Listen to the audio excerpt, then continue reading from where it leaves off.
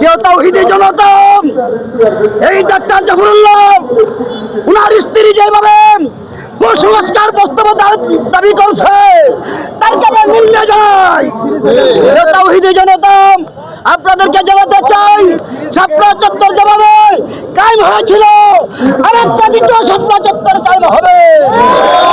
গাজওয়াতুল অতি সত্তর প্রস্তুত আছি আমরা। গাজওয়াতুল যেভাবে বাংলার জমিনে হিন্দুস্তান যেভাবে আমাদেরকে উৎপাদনভাবে জড়িতভাবে মসজিদ দখল করেন, মাদ্রাসা ভেঙে দেয়, আমরা তাদের প্রতিনিধিত্ব জানাই। বলতে চাই সরকারকে ভুলে ধরেছে, সরকার সেটা আন্দোলন গৃহটা আন্দোলন দেখা করতে আমরা রাজি আছি।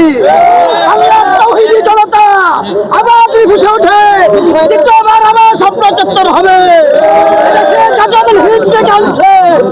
ডাক্তার ইউনূস সবকে বলতে চাই, আপনি ভদ্র মানুষ, আপনার শিক্ষিত সারা পৃথিবীতে আছে, আপনি শুধু আন্দোলন গৃহটা ওঠেন, তাহলে আন্দোলন দেখা করতে আমরা রাজি আছি।